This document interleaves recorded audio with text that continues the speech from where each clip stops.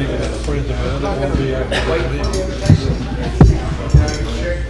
to officially be Danny or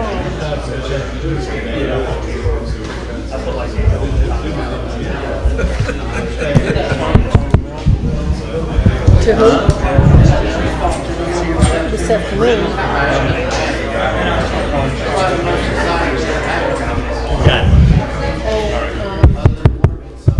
Good evening. Let's call the meeting to order, please. Today is Tuesday, it's September 12th. We're here at the Civic Center for our regular monthly meeting. If you would, we'll stand for a moment of silence, followed by the Pledge of Allegiance.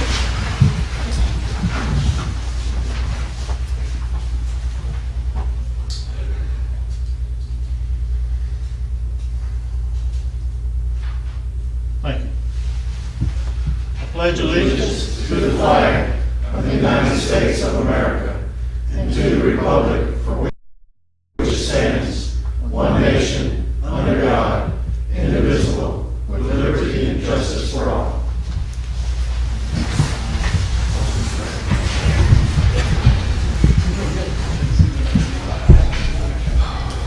Mr. Willey, would you call the roll, please? Mr. McLaughlin? Here. Ms. Albrecht? Here. Mayor Kathy? Here. Mr. Wallace? Here. Mr. Putnell? Here.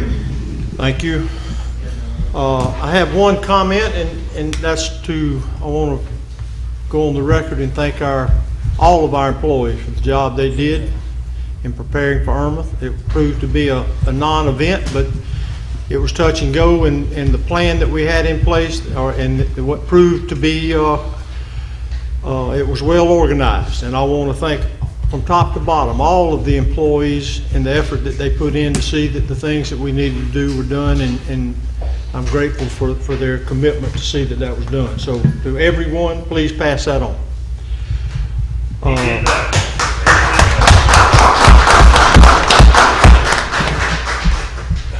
Jerry, you have anything? Nope. Rex? Nope. Nope. Bill? No. Citizens' comments? Any citizens' comments tonight? Good attendance? No citizen comments. Okay. Next is the consent agenda. We have the minutes from the July 25th meeting. Do I have a motion to approve? So moved. Second. I have a motion and a second. Is there any opposition? Or first of all, is there any corrections or additions? Any opposition? Motion carries 5-0.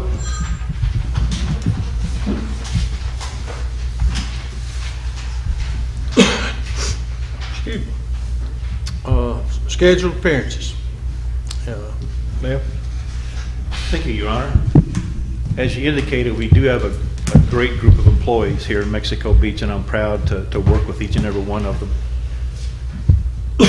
Sometimes when you make a new hire, you have to look at the qualifications, and I got to admit, the next two people you're going to meet are very highly qualified, and we're just proud to have them. So I'll let the chief introduce the first one, if you would, Chief.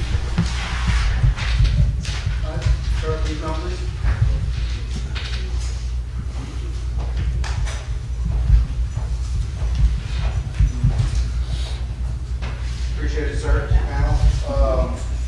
We introduce Officer Cheryl Ann Morrison. She was hired here after a preliminary interview on the 17th of August, 2017.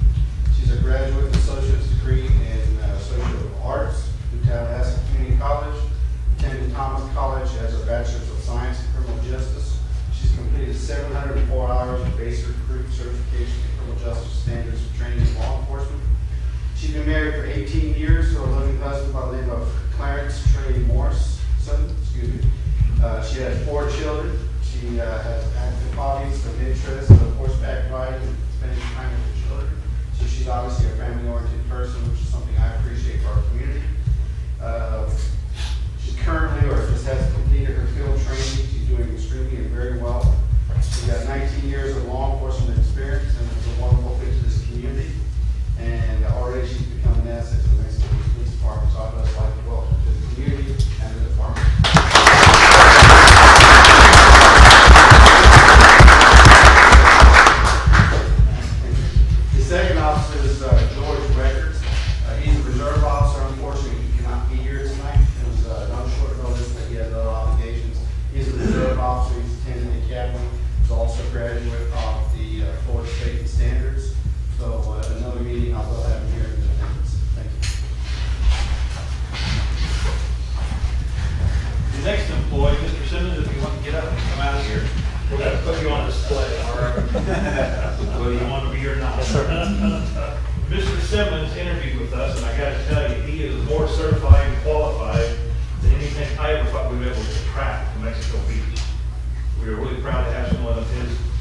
pedigree here with the city. His first official day is tomorrow. I seen him more in the office and out in the public, meeting with other people, than he even started yet.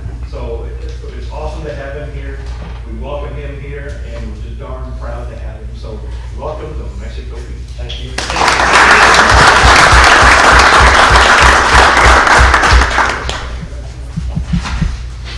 Thank you very much. Welcome aboard to all of you. Appreciate it. Dewberry.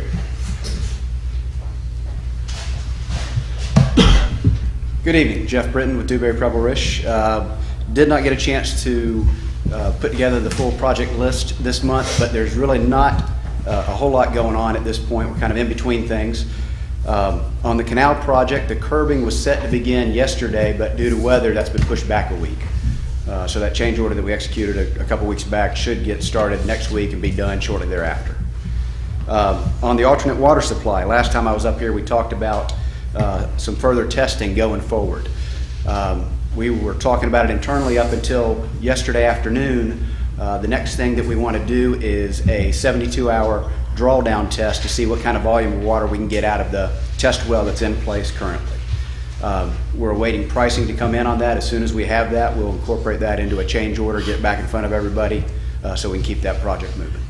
So other than that, I'm here for any questions if anyone has anything. At the canal, to run the wire to the new pedestal. Yes, sir. There was a clog in one of the pipes. It's been since cleaned out. Philip, I believe you guys videoed the conduit. It's passable now. They're trying to size up as to whether or not they can get the specified wire through there, or if they'll have to do some further kind of repair to it. So. Yeah, the pedestals here, No, not yet. are they ordered? They're ordered.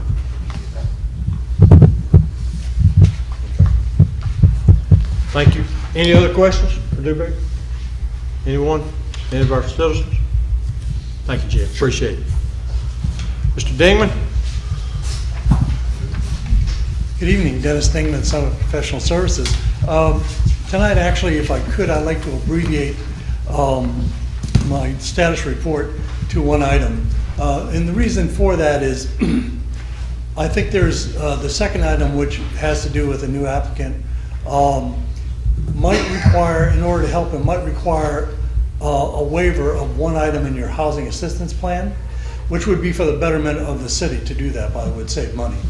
But before I go into that, I'd like to come back in a workshop and explain the reason why I would ask you to consider a waiver to one element of your housing assistance plan for one time.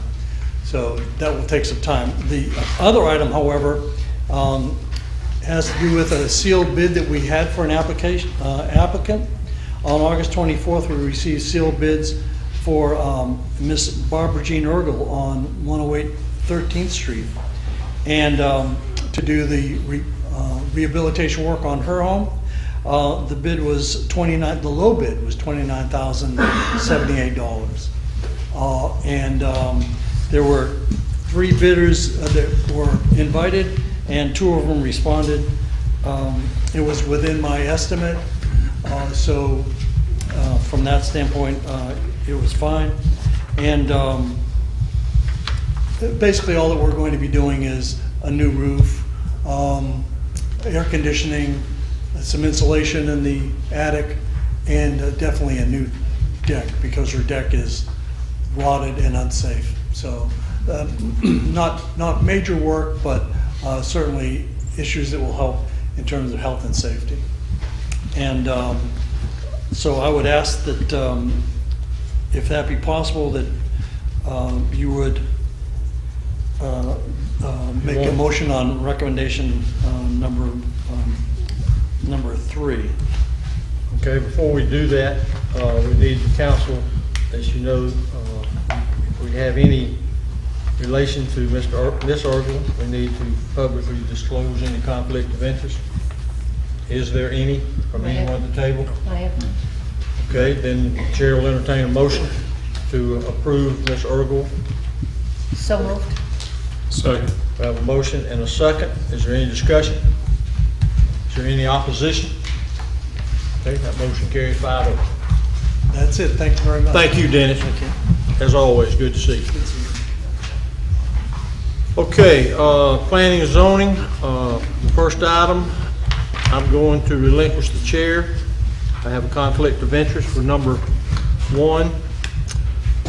Someone, Mayor Pro Tem, Okay, that was yours. We have a commercial development request for commercial development for the boat trailer storage at 1024 15th Street.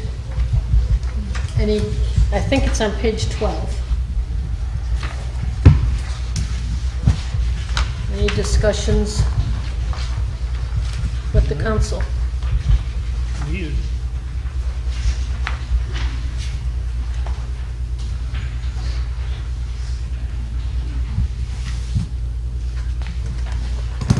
Zach, I don't know, Lee, Zach, I have a question. I know that, are you planning to put any landscaping in front of the fence in the front? Yes, ma'am. Okay. My father.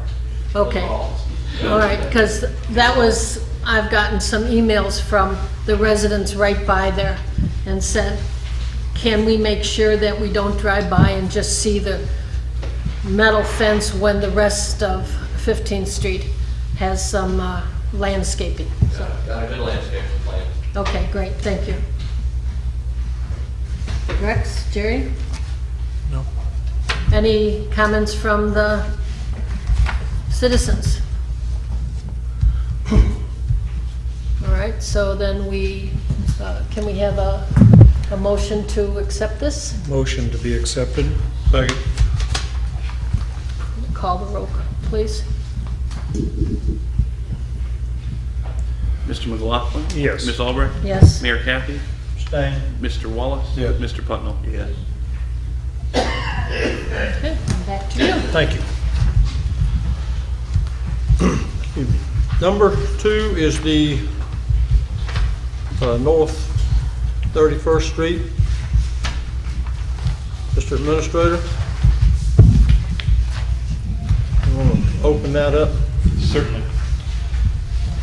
Yes, Your Honor, we had a hearing in front of the Plan and Zoning Commission back in July of 31. During that time, we had quite a bit of public comment. Many of the citizens were concerned about the method of ingress and egress into the proposed rezoning area. And as you can see by the map there, that's 88 acres, it's quite a large area. A lot of people were concerned, like I said, about how people are going to get in and out, because right now there's only one way in and out. But that is something that will be determined during the development order process. It's not going to be determined at the rezoning process. In other words, at this point, there is no plan to develop the property by the current owners. The plan is to sell it to someone else who would develop it. At that point, it's appropriate to ask questions such as ingress, egress, things of that sort. So after hearing all the public comment, the Plan and Zoning did recommend to the City Council that they approve this on a 5-0 vote.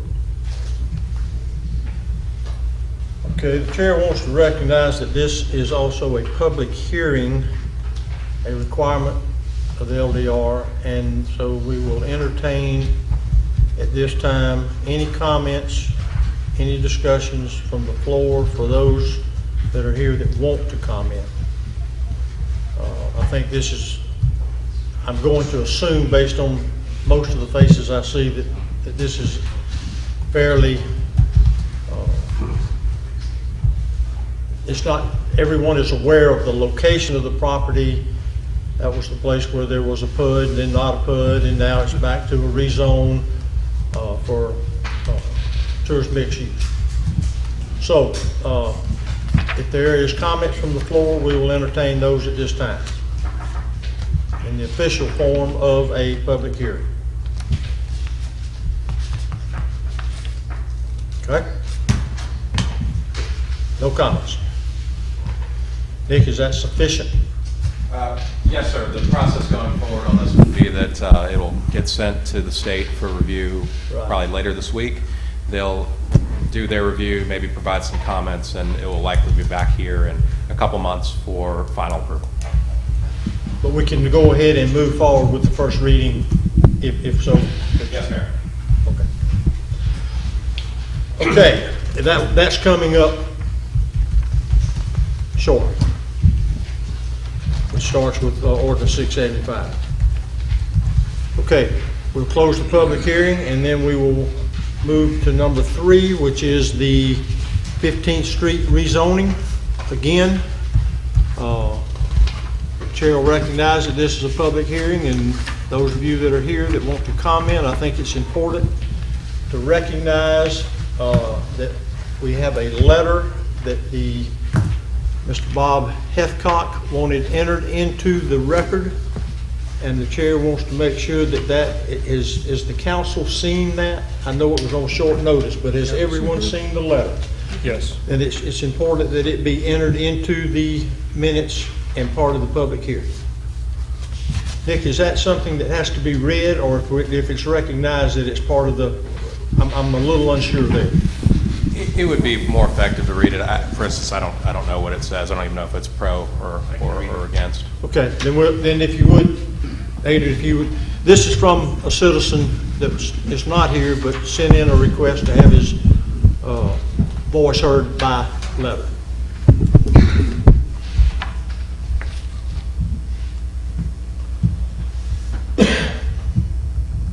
All right. I am Bob Heathcock, and I have a lot at the corner of 7th and 15th Streets across from the lot that is requesting land use change or rezoning consideration from residential to commercial. I'm not in favor of granting this request. I have been coming to Mexico Beach every year since 1965 when I was just 5 years old, and have only not returned each year 3 times when I was assigned overseas in the Army. My father, Jim, started buying property in Mexico Beach then, retired here, ran a restaurant, became a councilman and mayor, and together with my mother, Betty Jean, raised my sister and me here, living here until their passing. This has always been my home away from home. When the Mexico Beach founders established the zoning of Mexico Beach, they did so with purpose to provide for the continued growth and prosperity of the businesses and to provide residential areas for residents to raise their families and the very important visitors that are vital to the economy of the community. This or any request to change the zoning of a lot disrupts the harmony established by the founders. Rezoning has merit in some situations where it is to benefit of the community, but never when it is to benefit of one while detriment to others. Changing the zoning one time for one request sets a precedent for all future requests. Despite the reason this request cannot be granted because the result is not just one change, it is this and the potential of changing our community. We are all living in times where we have seen the price of property rise and fall and rise again. While we may want to get the most of our investments, we cannot do this with clear conscience if it brings down the property value of our neighbors and detracts from the family environment of nearby homes. The people of Mexico Beach have always acted as a close community, and this is the most endearing trait we have. The council must do what is right for the community, consider the best for all, and deny this request. Thank you for granting me this time to address my opinion. Sincerely, Bob Heathcock, and it gives his address and phone number. Okay, with that being read into the record, are there other comments or people that would like to speak at the public hearing? Yes, sir. Yes, sir. I spoke at the meeting we had. We need to know your name and your address, please. Okay, I'm James Hogan, and I live at 425 7th Street. I've been here about a year. And the last meeting I attended, I already spoke my concern, and I sent an email to all the councilmen on the 8th of August, and I hope you received it. I sent one to you also, Mr. Mayor. And really that voiced my concern of not approving rezoning it. And the basic premise is that 7th Street, as you well know, and the police department knows, that that's a raceway between 15th Street and 98th. Okay. Now, they did graciously put up a 25-mile-per-hour sign there, but it really hasn't done much good, to be honest with you. And it's not the police fault, it's just, you know, resources are slim, they can't stay there 24/7. But my basic concern with rezoning, especially for high-density place, would be that it would increase the traffic flow from 15th up 7th, or 98. And that's my real basic concern would be the traffic flow. Thank you, sir. You betcha. Appreciate your comments. Anyone else? Please come forward.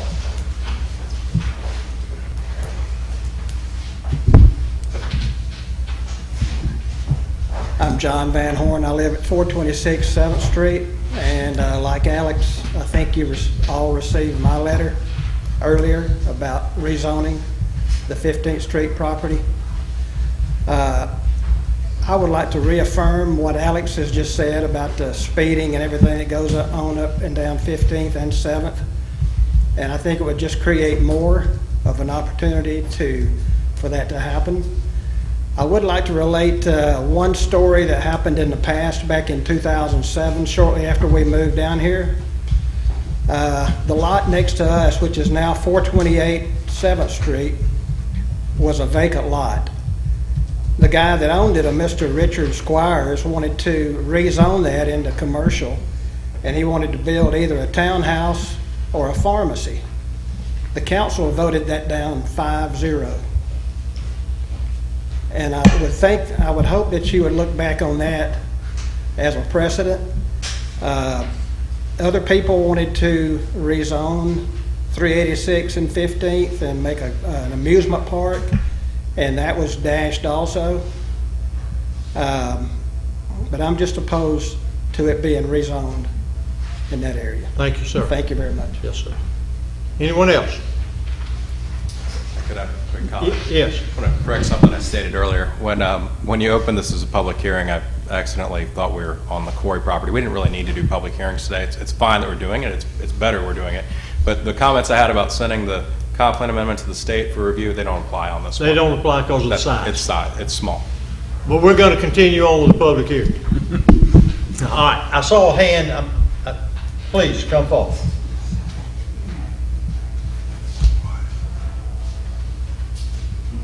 Good evening. My name is Ginger Van Horn. I live at 426 7th Street. That was my husband that just spoke.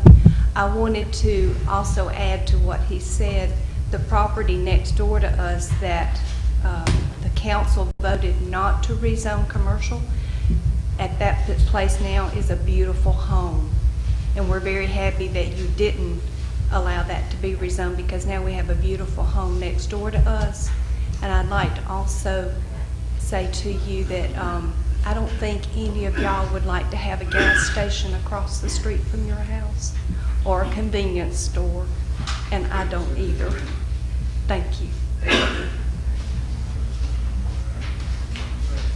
Okay, are there others?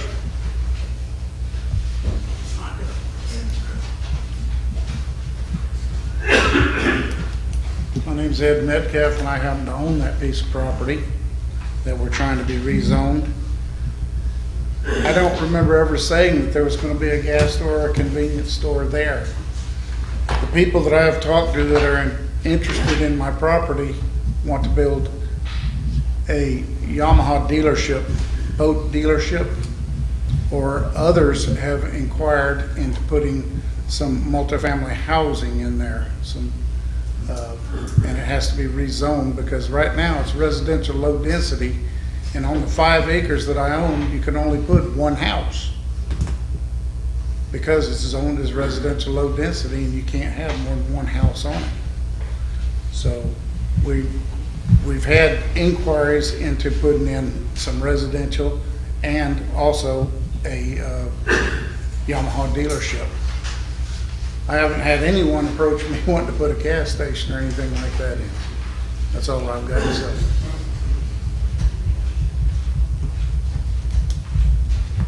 You've been to the podium. Are there others? Is there anyone else that has comments? Okay, and sir, is this just a rebut to what was said? It is. Okay, we don't need that. I think it's important. Okay, it's not a debate, it's just your comments. You had your chance. Okay, we'll close the public hearing and we will open this to the council. for our comments. I just want to make sure I'm clear where we are. I don't believe we voted on the Corey comp plan amendment. Are we? It's coming up. Okay. It's under ordinances, under ordinance 675. Right. Okay. So we're finishing under planning and zoning right now. Okay. All right.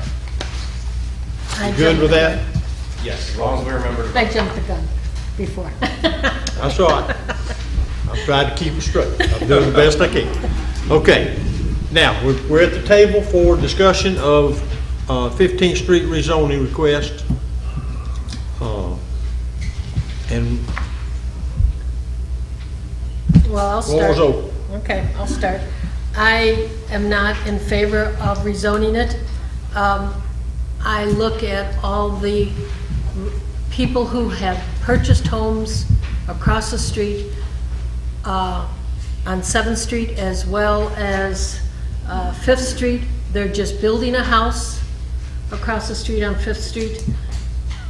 Whether they checked into what that empty lot was zoned for or not, I don't know. But my guess is they probably didn't think that it would be commercial. I also wonder how much commercial we need back there. And yes, you didn't say gas station or 7-Eleven or a fast food place or whatever. But if the person who you're talking with, if that falls through and somebody else buys it, it could be. You did not say that, correct, I agree with you. But I'm not for it. I think that we need to keep the community as it is. I just don't think commercial is the place for that. And when you purchased it years ago, you knew what it was residential. And for whatever reason, when it's not being sold, who knows? And I don't think this is just because it's not being sold that we should change the zoning to accommodate a new sale. Okay, others? Go ahead. I'm not particularly opposed to commercial properties. We have very few of them. I know we do need to have space available for commercial. What I am opposed, though, this time is that taking a low-density residential directly to commercial without having any idea of what the buyer really wants to put there does bother me. That's something I don't think we have done in the past. We've usually had people come in with basically a contract or at least close to it, and then ask for that change, and we look at it based upon what it's going to, of course, and I do agree and know once it's changed, people can change their minds, and I understand that. But before I would want to consider a move like this from low density to general commercial, I'd like to see the buyer here with an idea and tell us what he wants to do. It's my feel. Others? What is the road frontage on that lot? The road frontage? Yeah. Talking about 15th Street frontage? Yes. I don't know. Ed, do you know off the top of your head? 300, About 300? 300 across 15th Street? Okay. 300 down the other road too. Paradise Palms. And the lot next to it about 300 also? I don't know. I think there's a draw, as much paperwork as we got, surely there's is that drawing in here? Mel? There's small drawings, but it doesn't have dimensions. Doesn't have dimensions on it? Just a moment. So is that good? I mean, you need more, better than that? Everything else around it is commercial though. In that block, that red is commercial. That's correct. The legal description suggests it's 276 feet of road frontage.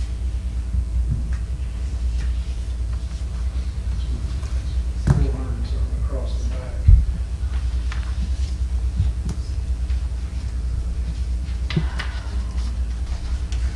good, I mean, is that, okay, Jay, you got anything? Well, my comment is similar to what Bill just said. There's a shortage of commercial property. Some of it, and the majority of it, our own doing here.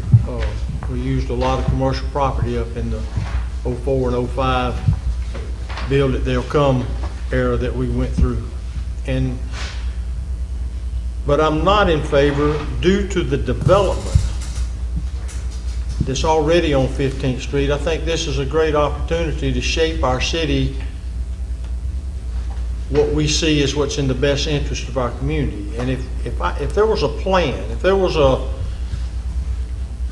something that would say, here's what we're looking to do there, I think I would feel more at ease saying I'm okay, because I agree with some of you that have stood up here tonight. There are, in GC, there's things that just don't fit there. And if you lose control of that, then, as has been stated, once it's GC, then you lose the ability to say, no, you can't do that. But I would recommend to Ed and to bring us something that we could consider that would be favorable to a rezoning that would be a benefit to our community, because there's definitely a shortage of commercial property. And we can't just keep thinking that houses is the answer to everything. We welcome them, but I think there's a way to blend that in if we knew and had a proposal and it's something that we could vote on and feel better about. And that's my feelings. So we will entertain, what's the question, sir? Public hearing's over, but what's the question? You were just discussing in the opposing ordinance, but I just want to have a say so now that you've had all the. Well, we come forward, tell us who you are. Chuck Guilford, 104 Miramar. In regard to what you're discussing right now, the city of Mexico Beach atmosphere here and the people that come, and I'm looking at 4 councilmen that came here because of the atmosphere of Mexico Beach, because it is a small town and so forth. Yes, we depend on tourism for our industry here, and yes, we have a lot of people that have a second home here just for tourists because of the atmosphere. Now, if you continue changing these low density homes to commercial, we're not going to have much of a good atmosphere left over. And then in contrast to the mayor there, I strongly recommend taking a quick look at where you actually change residential to commercial, because these people have bought their houses all the way around there and built it, and they love it there. I'm sure they would not want to see an amusement park or whatever else commercial was allowed. So please consider each parcel that's requested to change from low density housing to commercial. Please consider that, and consider it with the atmosphere of Mexico Beach and what it's been for the last 70 years and what I hope it'll be for another 70 years. Thank you. Okay, is there any more discussion from the table? Okay, this will also come up under ordinances, which we're fixing to get to. I understand. I had to catch up. I know, I was trying to give you a chance. The agenda wasn't as easy tonight as to read it. Okay. Next is the first reading of ordinance 675, which is the comprehensive plan change for North 31st Street. As Nick just told us, this is the first reading. It will go for review, and it's usually at least 60 days. That's fair. At least that, before we would even have the second reading. But this is a requirement to move forward. So, do we have a motion to read ordinance 675 by title only? So moved. Second. I have a motion and a second. Is there any opposition? Okay, that motion carries. Adrian, we're gonna work you out here. Be a long one. Ordinance number 675, an ordinance amending the future land use map of the City of Mexico Beach Comprehensive Plan upon the application of Torrey Family LLC to change the future land use designation of a parcel of land from residential low density to tourist mixed use, designating for tourist mixed use land use a certain parcel of land consisting of approximately 88 acres and designated parcel number 04135-000-000, said parcel being vacant property located between North 22nd Street and North 38th Street, as more particularly described in the body of the ordinance, repealing all ordinances or parts of ordinances in conflict herewith, providing that this ordinance shall take effect as provided by law. Okay, and everyone will see when we leave tonight, as far as knowing that this is not something that will be on our agenda for the second reading until we get notification from DCA. Is that correct? Correct. All right, next is ordinance 676, which this is the rezoning ordinance. Is still appropriate to move forward with this one It is, and we'll hold the second reading. and hold the second reading at the same time. Do I have a motion to read ordinance 676 by title only? So moved. We have a motion, we have a second? Second. Second, any opposition? Okay, please read. Ordinance number 676, an ordinance rezoning from residential low density to tourist mixed use, that certain parcel of land lying within the City of Mexico Beach, Florida, consisting of approximately 88 acres and designated as parcel number 04135-000-000, said parcel being vacant property located between North 22nd Street and North 38th Street, all as more particularly described in the body of the ordinance, repealing all ordinances or parts of ordinances in conflict herewith, and providing that this ordinance shall take effect immediately upon. Thank you. All right, next is ordinance 677. This also deals with number 3 on the planning and zoning agenda, which was the 15th Street. This follows the same format as the one we just had. Is there a motion to read ordinance 677? So moved. Second. There's a motion and a second. Is there opposition? Call the roll, please. Mr. McLaughlin? No. Ms. Albrecht? No. Mayor Campbell? No. Mr. Wallace? Yes. Mr. Putnam? Yes. Okay, ordinance 677. And does that void the need for the rezoning? You wouldn't be able to rezone it without changing the comprehensive plan first. For the sake of just finality, I would recommend that you go ahead and vote it down. Just the formality of it? Right. Okay. It won't be consistent with the comprehensive plan. I got you. You know, I want to ask a question. This doesn't have to go to DCA. You've already answered that. That's correct. That's right. Okay.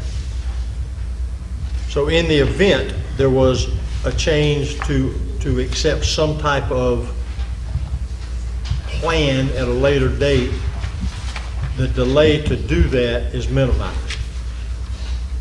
Meaning it doesn't have to go for approval.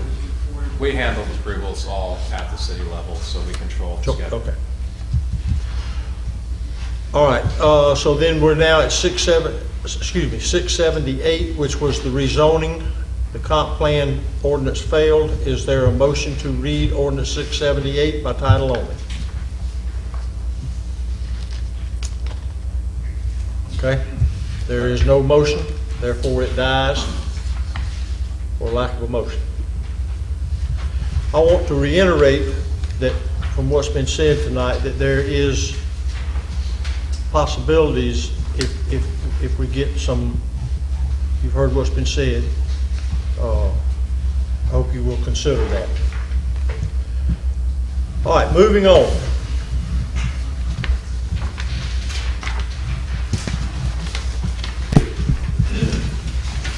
ordinance. Pretty wordy. 679, which is the new ordinance for sewer use regulations. Mel, do you have any comments about this? I think it would be appropriate to let us know what we're looking at. Sure. I did have the occasion to read ordinance 679. It is 60-some pages. I fell asleep just 3 times doing it. But I picked myself back up and read the rest of it. In essence, what it's trying to do is provide a vehicle by which, if there's some industrial user that might be putting something into the system that is not consistent with what the needs are for the AWT plant, then there's a method by which we can go ahead and mitigate that. So the state had required the county to change their sewer use ordinance, and because we are getting our sewer and water from the county, we are required to change it as well to mirror them. And so our city attorney did the bulk of the work with the county's attorney to get this up to shape. So it is now for your first reading. This is the first reading of ordinance 679. It's a shame that it took 60 pages to say that. Let me add a comment or two. Okay. So 95% of this is already on the books. You adopted ordinance 615 a couple of years ago. For some reason, it hasn't made it into the online code of ordinances, probably formatting issues.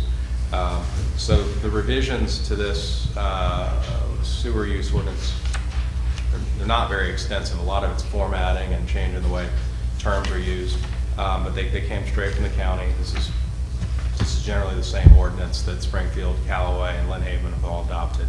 And trust me, I didn't draft a 70-page ordinance from scratch. All right.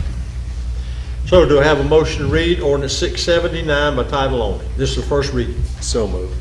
Have a motion. Do I have a second? Second. Is there any opposition? Quickly. Motion carries 5-0. Now that will go on our next month's meeting.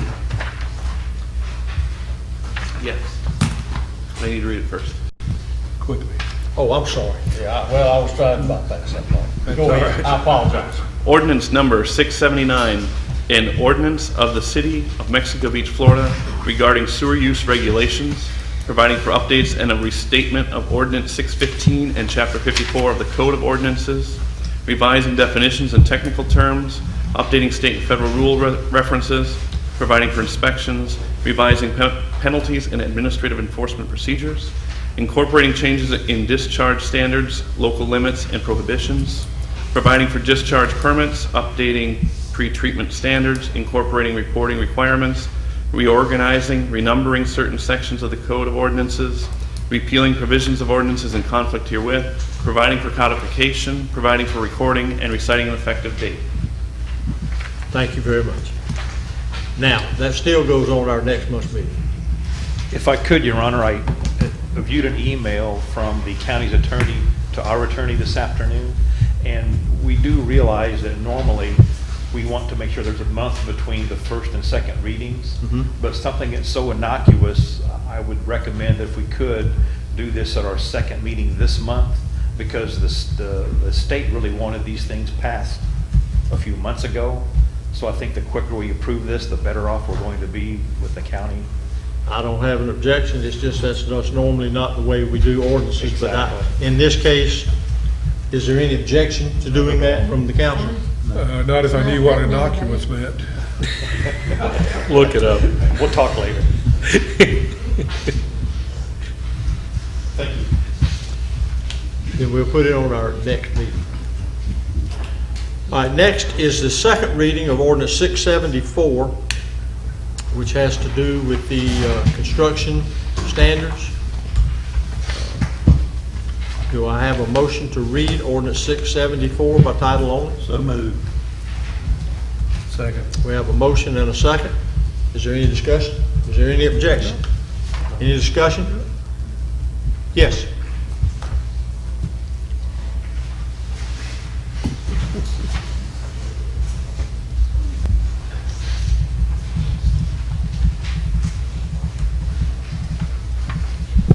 Lisa Logan, 402 Maryland.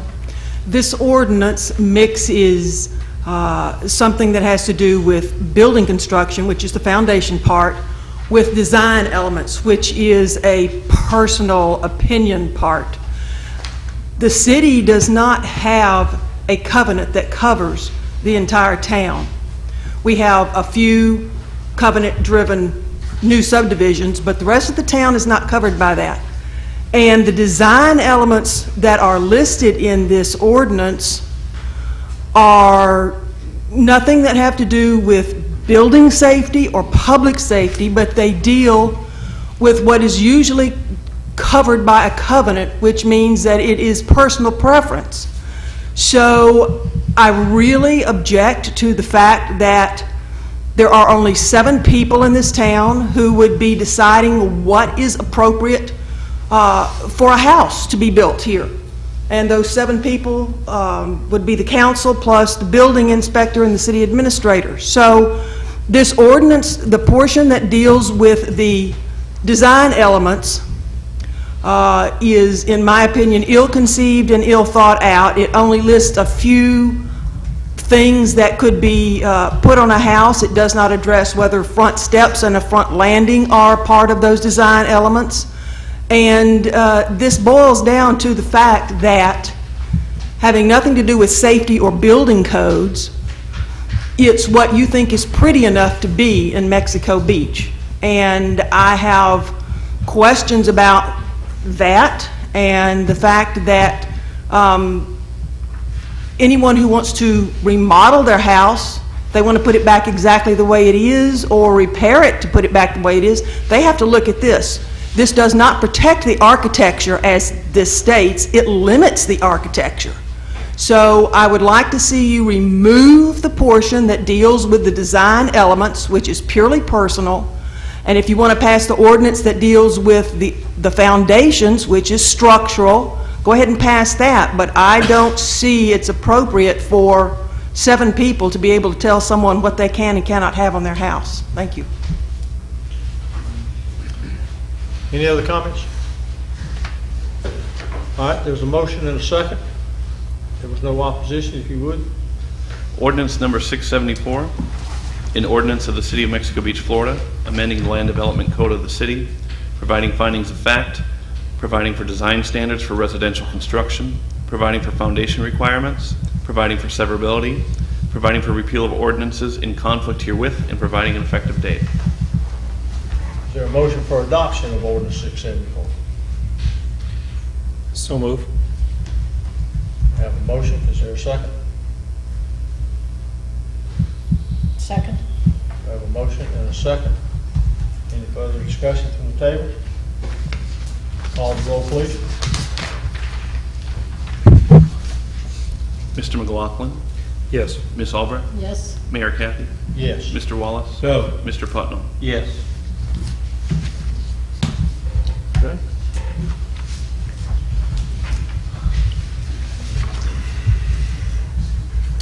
Moving on to other business. City Attorney, first 2 items.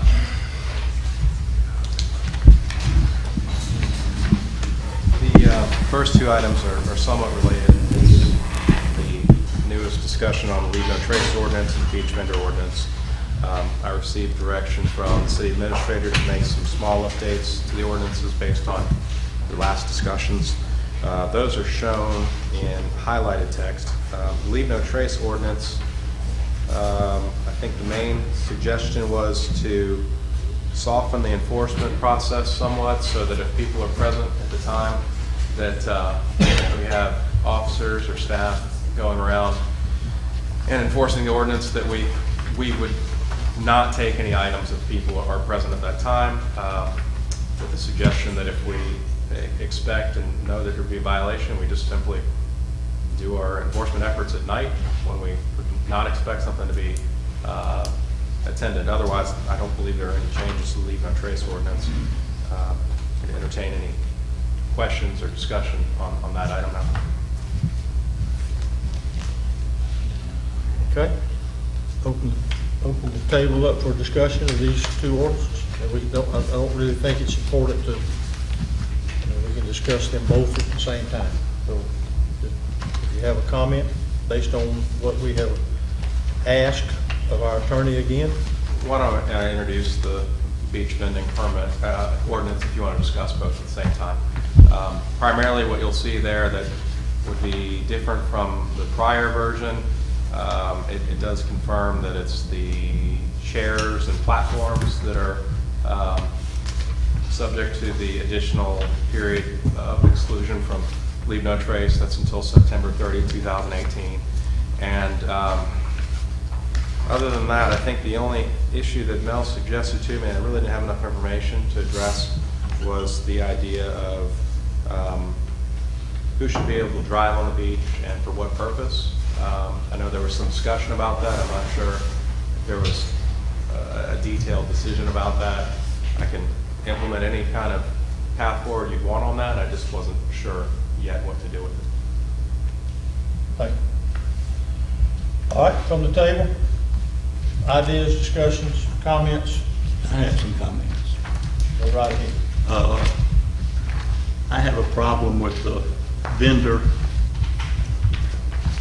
based on a Saturday I was walking, and when you think about this, you think about El Governor, Toucans, Driftwood, and on a Saturday morning I observed a four-wheeler with a wagon load a chair on it and drive to the Driftwood, unload it, sign the paper, turn around to the water and go back.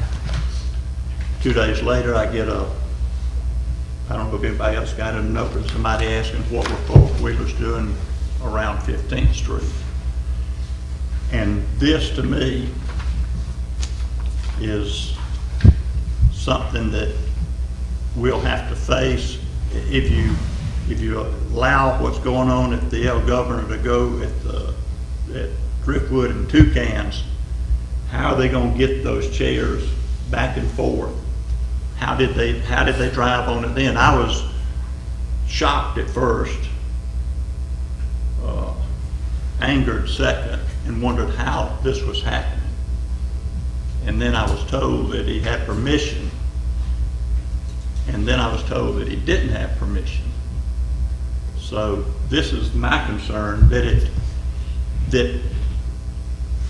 if we allow, I have problems. I think Leave No Trace is Leave No Trace.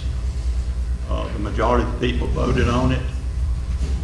If we go, I also think too, while I'm thinking out loud, that chairs ought to be put on the beach as rented, not lined up waiting to be rented.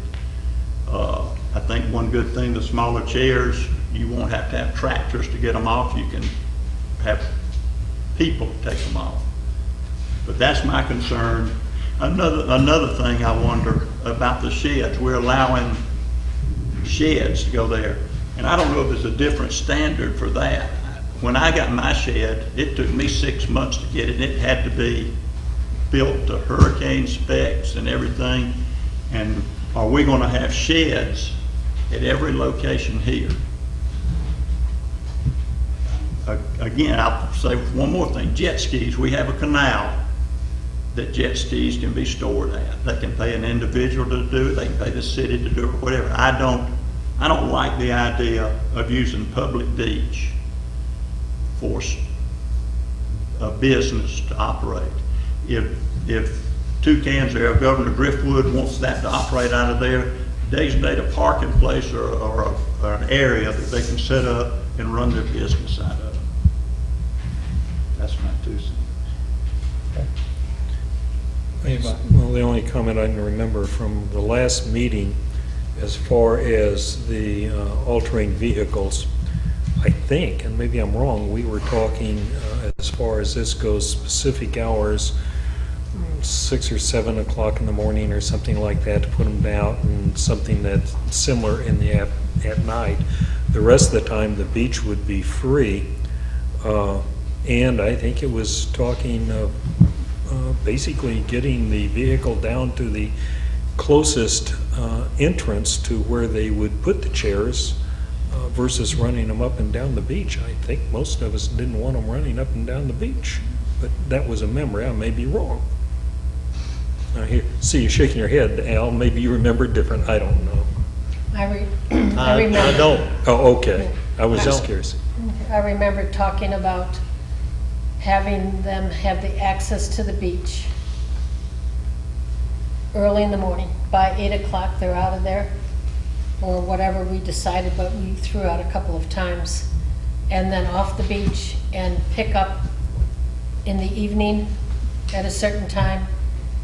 You're not running up and down. My concern, I have a concern about the four-wheelers and the tractor going up and down the beach. And I'm not saying that the tractor goes up and down the beach, but the tractor is on the beach. I have a concern about that.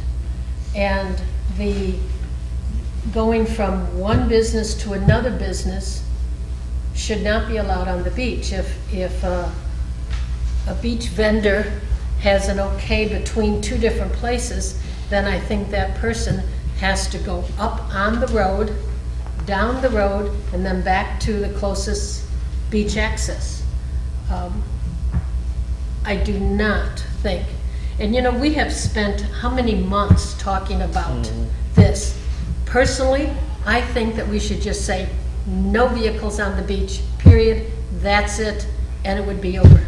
But we have spent months talking about this same concern, and all we're doing is spinning on wheels.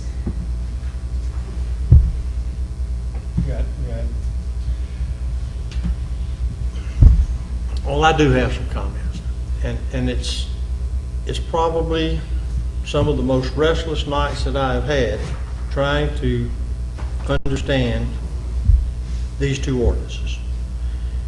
And I say that because I think that it's important that government, and especially Mexico Beach government, local government, is a part of a community and not apart from the community.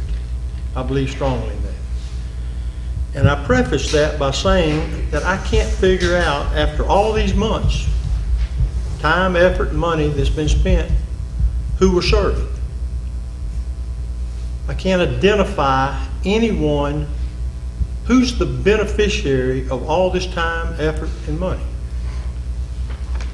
And I ask myself that question because if you go to City Hall and you ask for any documentation in any form, emails, letters, minutes of meetings, anything that shows that this city has had issues, complaints, or concerns about a person that has operated on our white sandy beach for close to 20 years, and the answer that I get is, we have none.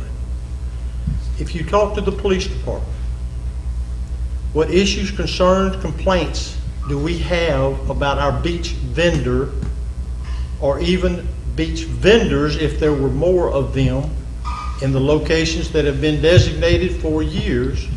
The answer is none. If you talk to the ESU, emergency services people, you ask them those same things, the answer is none. If you talk to the trash people or the people that patrol the beach in terms of cleaning the beach, raking our beach, what are the issues? The answer is none. If you talk to the owners of the motel or the management of the motel about us issuing a business permit to a 17-year plus business, what are your concerns? None. If you talk to the Turtle Patrol people, they're on our beach every morning during the height of the busiest time of the year. No concerns, no issues. They even endorsed the business. They said that the placement of the equipment was fine. The location of the chairs did not hinder anything that they did. So I come back to the question, time, money, and energy spent by this city to satisfy who? And the answer that I come up with, or I'm eventually told, is leave no trace. And let's back the clock up 8 months. There was a group of people that canvassed our city, street to street, house to house. They passed out literature, they had conversations, they had pictures, all in support of Leave No Trace. When I was spoken to, and the people in my neighborhood that were spoken to, I went back and asked them, how many pictures did you see or conversations were held about Leave No Trace that showed that tacky business down there behind the El Governor Motel? I didn't see a picture. It was not on their written literature.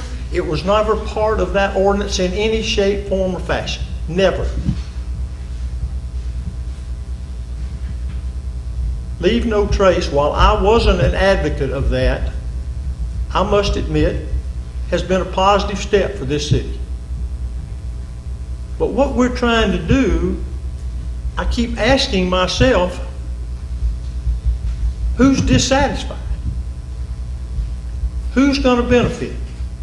And I find that disheartening because I don't have an answer to that. And I find that very discouraging for our city that we're spending all of this time to try to fix something, and I can't find anyone that's going to benefit from it. And that's all I've got to say about it, because I'm as frustrated as you are, and probably those of you out there, because it's on the agenda again. So. Okay, I agree, it's never been a tacky business. I've never said that, never. No one has. Nobody has ever said that I'm aware of from this council. I just want to make it fair. If one can drive on the beach, we only have one other beach vendor that has requested, and they came a couple years ago to the council and they were flatly refused. I wasn't on the council, I don't know why. I have to stop you there. They were refused because they didn't follow the guidelines of the beach vending, what was in place. Okay. They weren't refused, and had they said they want to operate behind the Toucans, they would have been afforded the exact same information. They would have given the exact same privileges, if you would, to do exactly what the one vendor that has done. Okay. They were not, that's important to clarify. Okay, thank you. Are you, and I know how you feel, so are you saying that it's okay to travel from Toucans down to Driftwood on the beach rather than? Absolutely not. It's never been okay to do that. Never. So if they're putting chairs on beach, I'm sorry, go ahead, Nick. No.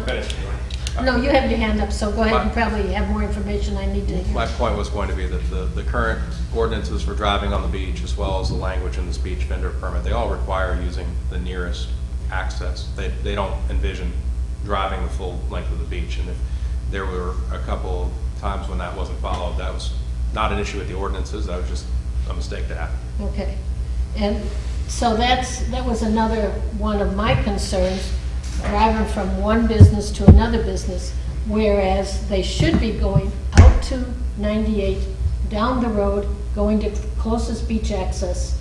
Even though it might be more difficult for that business, we're not putting them out of business, we're just following our ordinance. Well, but that's never happened. Rex brought it up that it did happen Saturday. I'm not aware that in the history of but it's not allowed. So let's put it this way. If either he did have permission or he didn't, I don't know. Let's ask. Okay. I can give you the answer to that if I may. The date you talked about is the 26th of August. Hector did call that morning, early morning, and went to my voicemail. I did not answer, but he was saying that he had two businesses in the area of 38th and 39th Street that had requested to have his chairs. He did advise that he had somebody going down the beach because on the four-wheeler, you cannot operate it on the streets. So he instructed the person that was making the delivery to use safety and due caution, make the deliveries and come back. I came in that afternoon, I did speak with him. I got a text message later on at 3:55 that afternoon, forwarded from Mr. Mel. I had received a text, and I dispatched an officer down to the area of 38th and 39th Street. Photographs were taken, and the chairs were in fact in place. I was also told that those items needed to be removed. at 5:20 that evening. I spoke with Hector, and he did ask if he could pick up the chairs and return them back to his business, to which he did. But this is an isolated, that's not norm, and nor would I hope that this ordinance or any ordinance that's ever been on the books would allow any beach vendor to operate outside the boundaries of the approved location. Well, Al, my concern was, I mean, is it the norm or is it the norm? I mean, what are you doing when nobody's watching? There were 6 chairs there. Did they all load up one time? Did they go 6 trips? Did he pick them up 6 times? What were we doing on 15th Street? Now we have somebody else asking, can they drive? Now, what's the norm gonna be for them that nobody's looking? Are they gonna drive from here to here? What I'm saying is, there's a simple solution to it. And you're right, I'm tired of fooling with it. And the easiest way for me to fool with it and deal with everybody is make everybody the same. Everybody the same. Because I said before, even though I don't want him riding on the beach, I don't know the man's name, but the orange umbrellas, I will vote to give him permission to ride on the beach as public beach. The same as his public beach at Toucans, Driftwood, and everything's public beach. So, we talked last week, and Bill mentioned it tonight. If we go along with saying, okay, by 8 o'clock, the current business and the other beach vendor who has approached us, they can put their chairs on the beach by going to the closest access, but they need to be off the beach at 8 o'clock. And then between a certain time in the evening, they go pick them up. I don't think it's a current and the one we have, I think it's any vendor. Okay. That any vendor, any licensed vendor would, in that time frame. Could do that. Could, in a, whatever the time frame would be. Right. In the morning, would have the right, as they should, to put their products on the beach. And then, like many beaches, late in the afternoon, to, right around 7 o'clock, whatever, the vendor goes and picks them up. But I don't think they can drive on the beach and do it. I think they have to either get a street, certified cart, take them down the street, and like we said. Right, and so when you can go down to the beach, what you're saying is go down to the beach access, can they drive on the beach from that point? Well, down to where it is, if the Just- exit okay, is you're right just at saying El that they Governor, you go exit. down, you pick stuff up So from. you're saying not driving on the beach at all? No driving on the beach at all. I think that's a public beach. It is not a thoroughfare. I think if we allowed people to pull their chairs up against the wall and away from the water line, we wouldn't have this problem to begin with. I never have seen the idea behind changing things that have never been a problem. I was against leave no trace, but I, like the mayor, I have to agree that it does and it has improved the looks of the beach. Now I like it. But when it comes to doing things with these heavy-duty chairs, I prefer them on the beach rather than some lightweight aluminum chairs that we get a sudden storm that blows all over the beach. And moving these things, it takes, an elephant and 2 men. I mean, they're heavy. So I've never, of course, we haven't always received cooperation from the vendors in saying they would move it back from the beach to the wall in the case of El Governor. But I had conversation with the owner of the El Governor himself. He had no problem with the vendor in any way. He'd had no comments from staff, no comments from residents that have stayed there year in and year out, and no negatives. So what's the big deal moving things back? That way that eliminates any kind of traffic. Say you go from 39th Street to 38th Street, but what if your problem is right in the middle? Then you've got to get things moved. So you're saying we can't have any traffic with a four-wheeler or a tractor on the beach, period, right? That's what Bill? Bill said. Well, other than that's my feeling. Right, we weren't even asked for that by the, I can't remember his name, the other vendor that. Was it Mr. Atkins? Mr. Atkins. We weren't asked for that even by him. And that's where I think it was kind of agreed on at that point. Well, I agree. I don't like the idea of a tractor or four-wheelers being on the beach. So it's not a problem at 5:30 or 6 o'clock in the morning. It is a problem at 7 or 8 or 9 o'clock in the evening, when you still have people on the beach, you still have children on the beach, more likely than early in the morning. I think this thing has just grown and grown and grown out of proportion. I just don't understand why we're opposed to people, if they've got an area on the beach that the business sponsors them, why they can't work out something to put their equipment back up away from the water overnight and then pull it out the next morning. That looks like that's the simplest way to work to me. And then that eliminates the traffic on the beach. I think sometimes we kind of jump the gun a little bit about the heavy, 1,000-pound chairs or whatever they are. They're big and heavy, and that's what you see most of the time in most beach businesses around the country. Is it's a heavier material than the lighter material.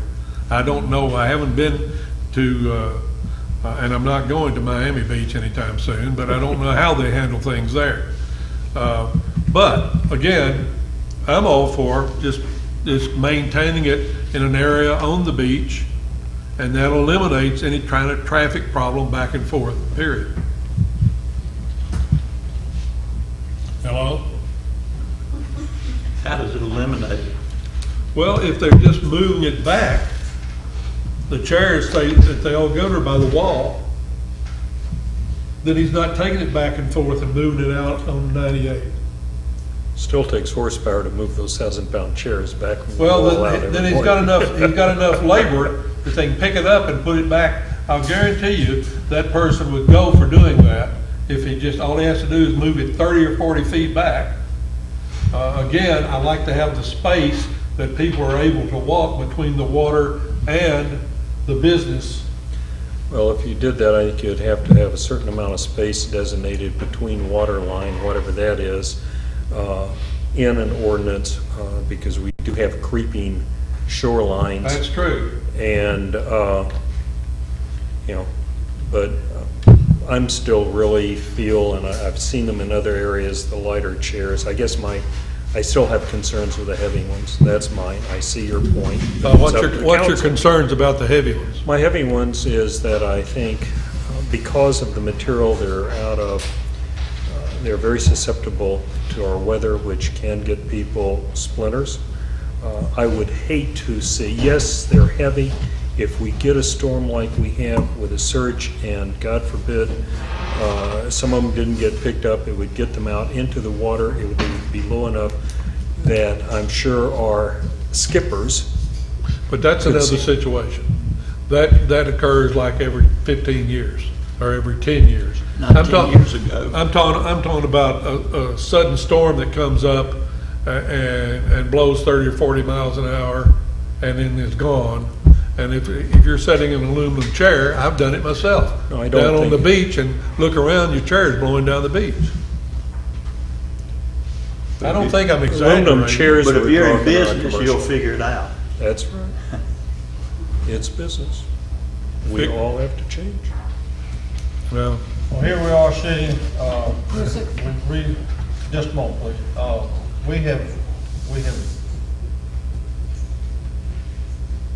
We've tasked our attorney with almost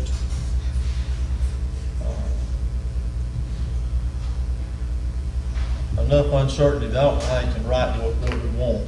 Well, we were at the last meeting basically in agreement with this ordinance in general. I know there were some that one at least wasn't, with exception of one area, and that was what to do with someone riding up and down the beach on the And that was until, am I to think that's an isolated incident?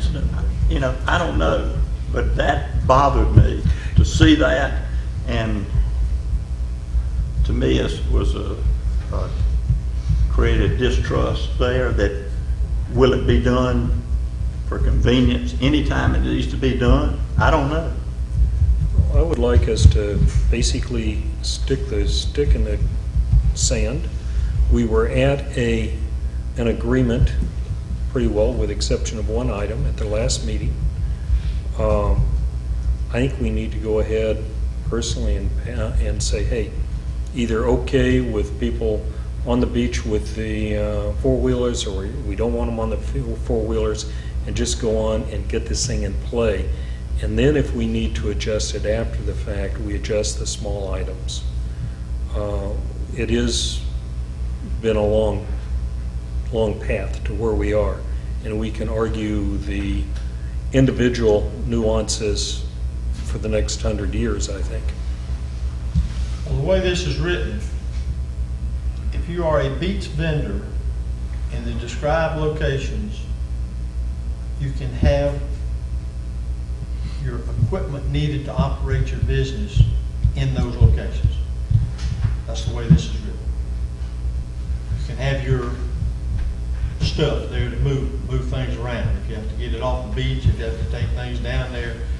If you're outside of the 4 areas that are defined, and Nick, don't let me speak out of turn, but the way I interpret this, if you're outside the 4 areas that are defined, you aren't allowed to use them. You have to be inside the defined areas. Oh, yeah. So that takes away this up and down the beach business. That takes What do care we of that. do with one vendor, and, you know, that right now is attached to one location as far as his, his license, but he does hand carry things down to certain places in the, on the beach as people ask for it, and then hand carries it back. That should not be allowed.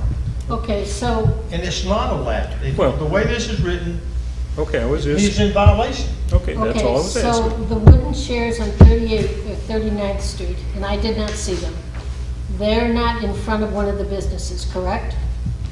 So that means that that business person had to have carried them down, or should have carried them down, from the beach access road. I don't know what he should or shouldn't have done. Well, Here's all I if do they know. can't that drive way down this the is beach. written- But let's stick within the context, and he's in violation. If he Okay. drove down the beach, the way this is written, if he's outside the boundaries of the business under which he's allowed to operate, then he's in violation of this ordinance. If he has a four-wheeler at 38th Street, and he's supposed to be, he can operate behind the driftwood, well, now there is another ordinance that says that he can have special permission. But in the years past, the vendor that has operated here has been confined to the area, just like it's written in here, just like we all agreed to and have agreed to for months. Just like it was on the books even before we started all this. It was the same thing. So, while what's been brought out tonight about him being somewhere else on the beach, my recommendation is that there are there's no excuses for that. That's a violation, and it says clearly that if you violate the ordinance, you can have repercussions. You can have your business license pulled. You can do things, but we have never opened the beach up to where anyone operates any type of equipment outside the boundaries of the business that he's been permitted to do by the beach vendor ordinance. And I'm like Jerry, if there's an exemption, which I think there should be, just like there are in that other beach to our west. And they're tenfold what we go through in terms of people and businesses. that operate there, they simply give them an exemption if you have a vendor license. What Mr. Atkins has asked us in the past requires him, there's not a defined area. He operates the entire beach. But if he has a defined area now, I understand, so he can go for an exemption and say, I will set up my chairs there to begin with, and I have 6 more chairs, so I'm asking for an exemption to go down to 40th Street. That would be okay? I mean, if it's okay No, for one, it's absolutely okay not. for the Well, other. it's not okay for the other one, though. How is it okay for them? I don't know. Well, The business has to suggest it's okay. yeah, This Dan, is go odd. ahead. We're mixing together some concepts, and I'm going to clarify what's in, this ordinance hasn't been adopted, and you can change it, but what's already in the beach vendor ordinance, it has a carve-out for businesses that don't have very much impact on the beach, so that they don't need a beach vendor permit, which means they can operate most anywhere they want, but it's minor activities. And to qualify for that, I'm going to paraphrase a little bit. A customer has to call ahead and request the service. It's not something that's just set up there all the time. There would be no motor vehicle on the beach, so they have to hand carry down an item. And they don't leave anything like a collection bin unattended. So, and they don't have any exemption from leaving no trace. So it allows for the kind of business you're talking about where a chair can be delivered, but it has to also be removed before nightfall, and there wouldn't be any motor vehicle. It would be probably Right. 2 guys carrying it down. So that's set up to be allowed in here. I would be in favor of forgetting this idea of running vehicles up and down the beach, period, and just kind of like it reads, no vehicles. I think that's kind of what's in here, other than what we were looking at, is that we don't allow vehicles on the beach, which is, The beach we know. vending permit holders, they do have some limited ability to Yeah, use. well, where they are. That's correct. That's, That just puts us back to you where will we be were. recognized. Thank you, sir. So now we're making a difference then between a beach vendor and just a vendor. A beach vendor has, in this language, has the capacity to put equipment on the beach to operate his business inside the defined areas. That's the way this is written. Right. Okay. Okay. Are you kidding me? Then we agree to that? Well, think so. We've all, I mean, it's between the 4 businesses, behind the 4 businesses. Yeah. But We've not Okay, so then what agreed. about driving? Well, I think that's From one what to we've the been other. talking about I for know close to it. 30 minutes, is That's that right. we don't allow that. Just forget it. Okay, It's We the- do not allow that. Yeah. We never have allowed that now. That's not something new. Oh, I know. We never have. Okay. All right, please come forward.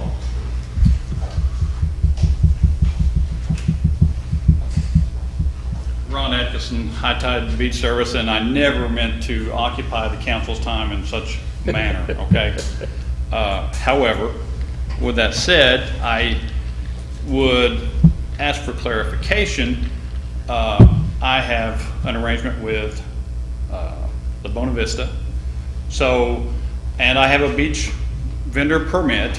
So you're saying I have the right to run wave runners and a parasail operation out of that location? Absolutely. That's approved in this ordinance. That's a beach vendor. Okay. We currently, or upon receiving a permit? Yeah, if you get a permit, I have a permit. I know, but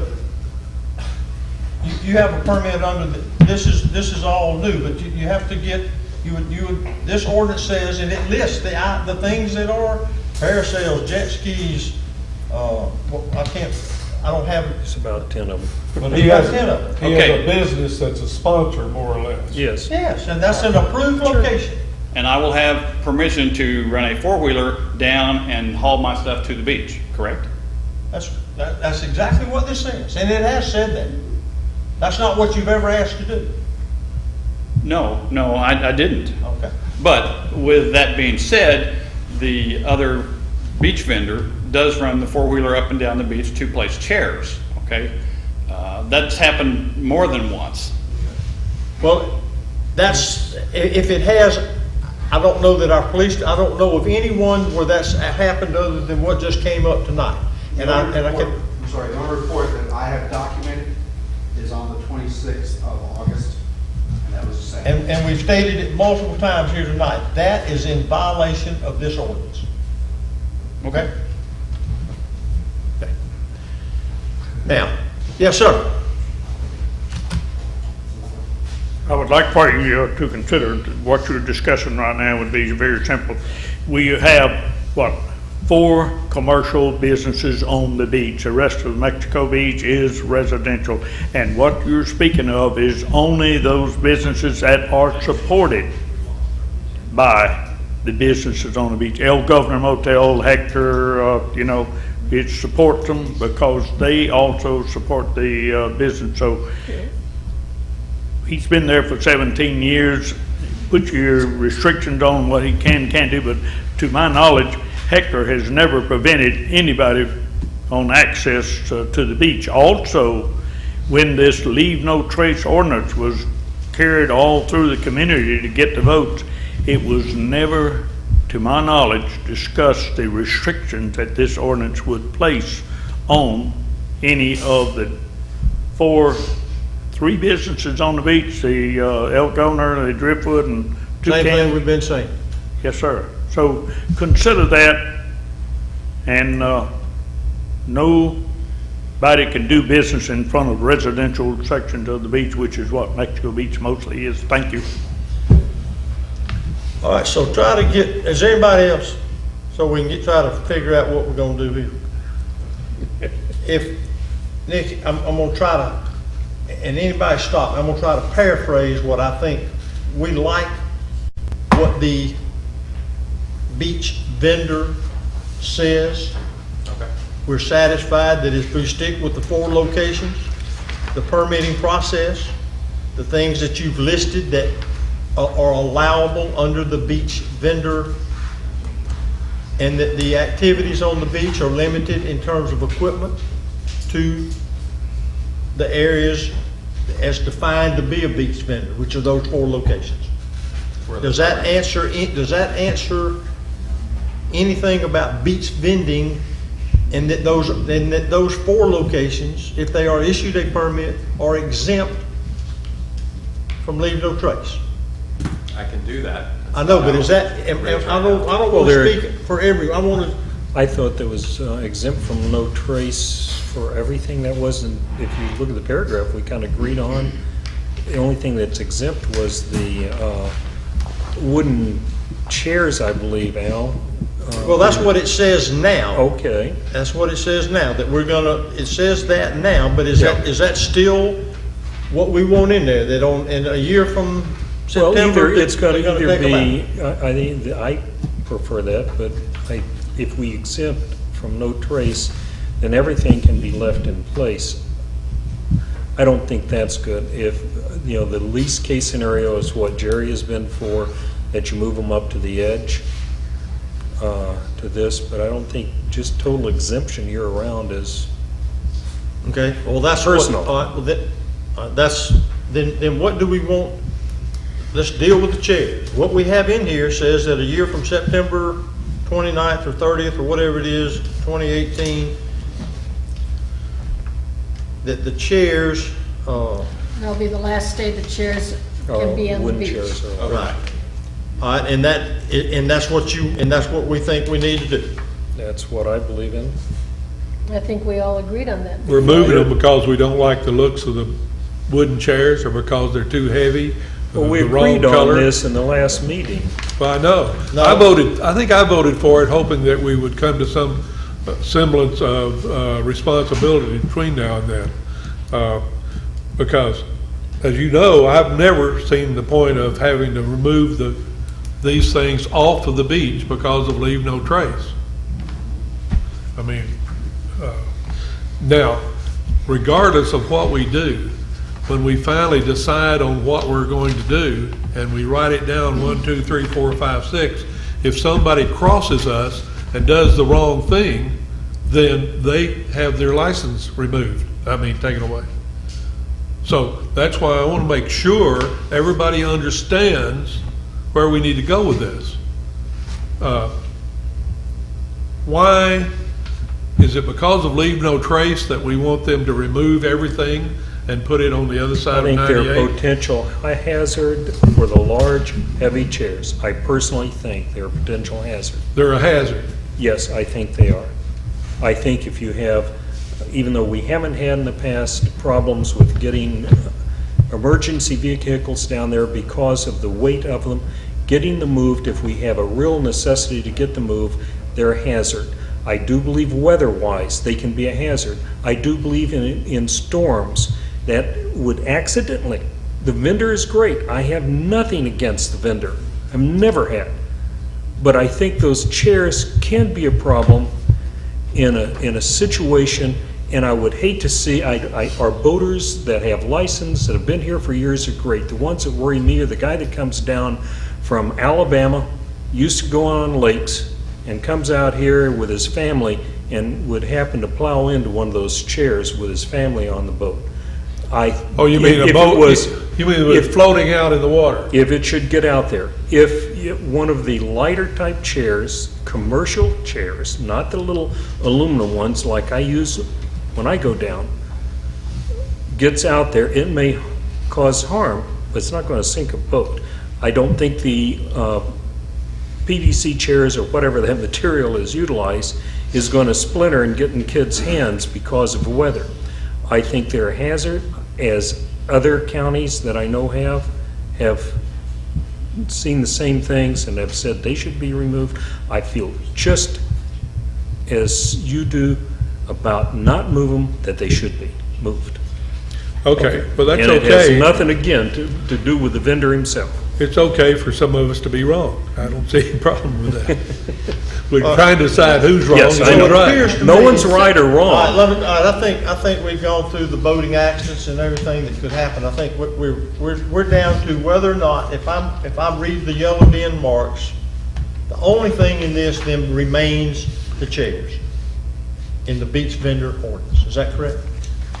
Well, it actually says that the only items that are fully excluded from leave no trace for good are the, let's see, storage boxes, booths, stalls.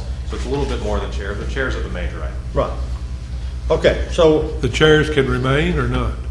For a year. for a year, it says right here, that September 30th, 2018, it will not be a violation of leave no trace ordinance for a holder of a beach vending permit to leave chairs and loungers overnight on the portion of the beaches covered by his or her beach vending permit. So effective, all that says is, effective September 30th, 2018, the so-called commercial chairs that nobody has a problem with, but some of us that we need to move. I don't recall a boat being sunk by a drifting chair. All right, well, everybody's entitled to their opinion about that, so. So with- just with on a due lighter respect. side, I'm all in favor of leave no trace right now.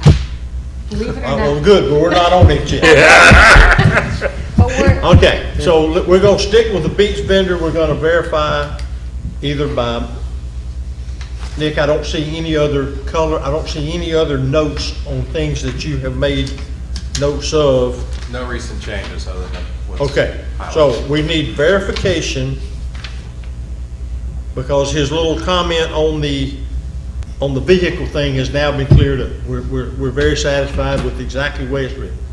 I think so. Okay. So here we are. In order for this not to be on the agenda every meeting, the chair will entertain a motion to finalize the language for the attorney concerning section 7, page 4 of 5, under the beach vending. What page are you I'm on page, 163. on? Oh, Well, it's well, page 4 yeah. or 5 of No, the I beach do have vending. it. And that really deals with, are we gonna allow the chairs under the way they are now, the way they're built now? Anybody wanna make a motion that I make confirms a this is what we motion do? that we keep section 7 as written. Okay, we have a motion, is there a second?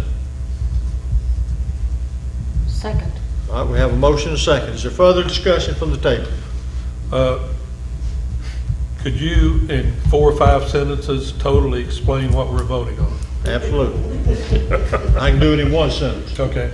September 30th, 2018, the chairs that we know of today will no longer be allowed. Okay, until then, they are allowed? They are allowed. Until overnight? Yeah. Okay. Now, that doesn't mean that between now and then, we might change our mind again. Oh, Lord, I hope not. I hope don't. Jerry, I can't It's even like believe the you said garbage ordinance, I don't want to see this again. Well, I still say and maintain that for 15, 16, 17 years, we've sunk no boats with floating wooden chairs out in the water. We've had no complaints, nothing. And the other gentleman that would like to do his business, that's fine. I just don't see why we're so anti-wooden chairs. I haven't gotten a splinter on a chair and I don't know when. Have you had a lot of complaints?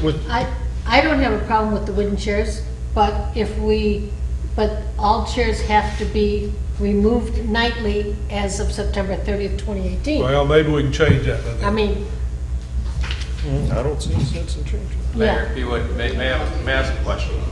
Yes. Do what, sir? May I ask a question? Please, ask several of them. Give me a chance.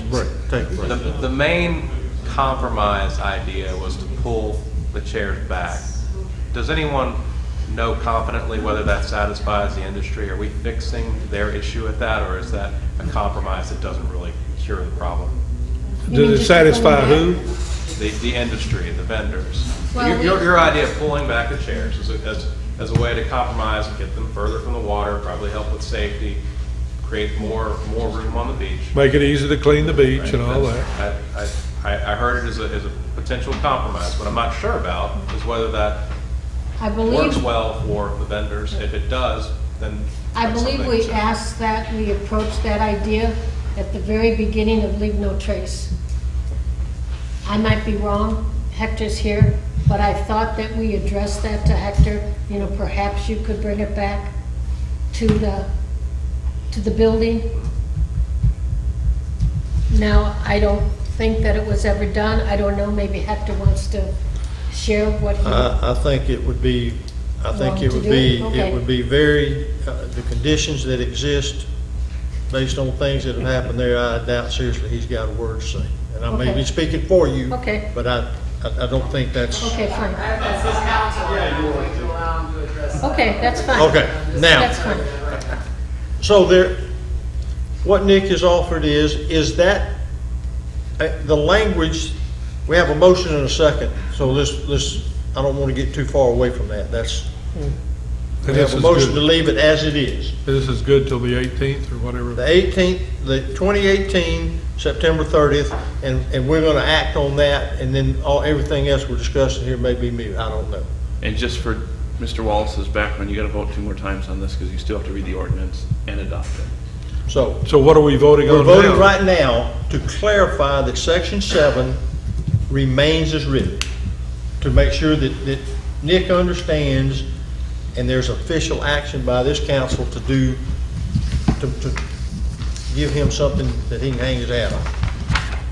All right, we have a motion to second. Call the roll. Mr. McLaughlin? Yes. Ms. Albrecht? Yes. Mayor Kathy? No. Mr. Wallace? No. Mr. Putnam? No. Okay. So I'm gonna try this one more time.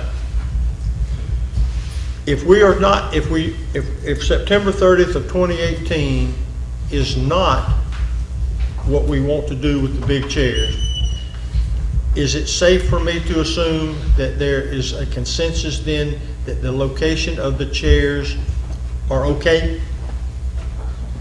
I still contend if they could be moved back in the evening, back to the wall or back. Well, how about making a motion, and so we can make a decision? Make a motion. That's What when you I think is went ahead appropriate. with mine. It's the only way to do this. I'm really Have good. call pizza or something. I'm a lot better at seconding my motions. You want to make one, Rex? No. Oh. Stumble through it, I'll clean it up.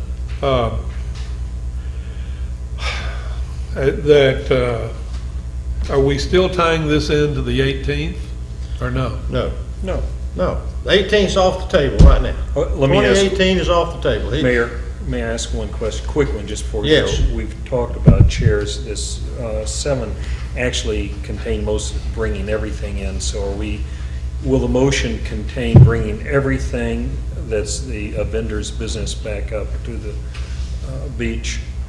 No. You understand what I'm asking? Okay. No, it's as written. We got to know that what we're Okay. approving is what's in this paper. Well, we didn't approve that. 7 was not. Well, we just said That, no, but we only addressed number 7. Is there another section you Well, want to I address? thought in 7, maybe I'm wrong, that was the area that also said the rest of the equipment would be brought up, but maybe it's not. I was just. I don't know if I'll leave it. are the wooden chairs in the way of us cleaning the beach? No, that's a good Okay. answer. Then I have no, I don't need to make I don't need to, this is fine. Well, I'm gonna relinquish the chair. Well, Okay, then- I'm gonna relinquish the chair. I'm gonna make a motion that we give an exemption to leave no trace for the beach vendor based on that the chairs, the equipment needed to operate the business as we know it today is exempt from leave no trace. That's my motion. I'd second that. Okay, it's in your hands. We have a motion and a second. Call the roll, please. Mr. McLaughlin? No. Ms. Albrecht? No. Mayor Kathy? Yes. Mr. Wallace? Yes. Mr. Putnam? No.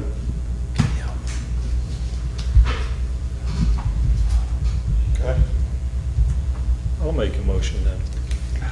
I mean, I'll we've give got it to to move you. along with it. Right. Okay.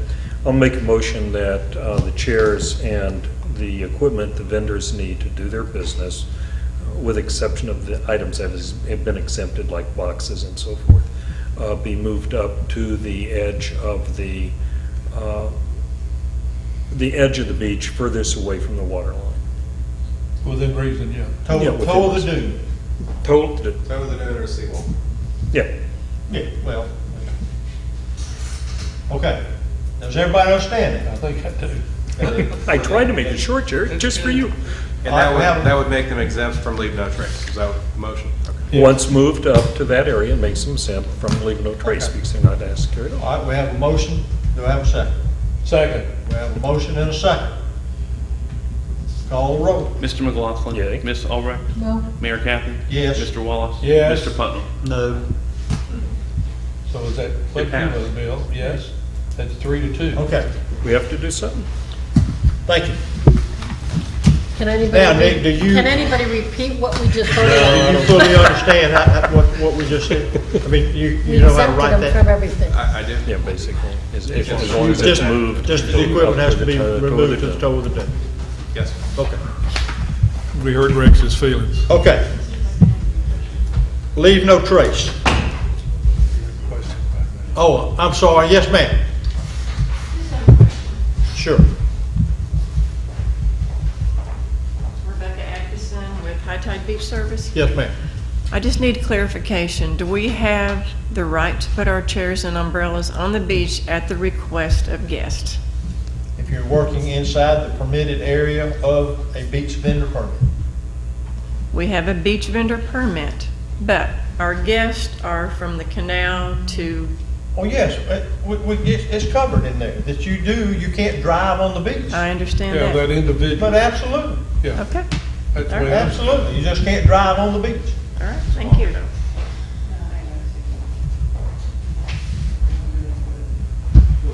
Okay. We are at leave no trace. Can I ask a question? No. I know it. Sorry, Jerry. I know.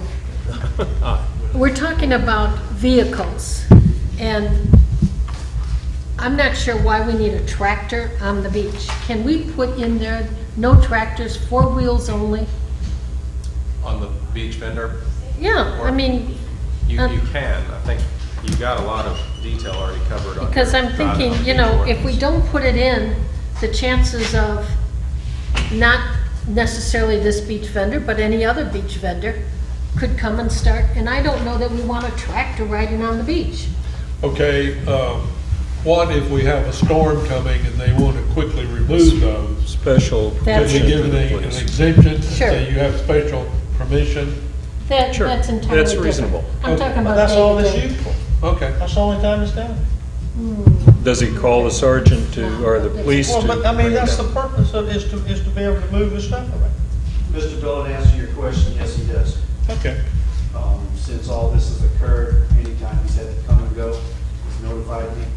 If there's an issue, citizen, I've answered that call. I've had no issues from any citizens, other than that isolated incident on that given day that I advised that morning. He had no issues with the police department that's ever been reported, to include the other day when we had the storm come through.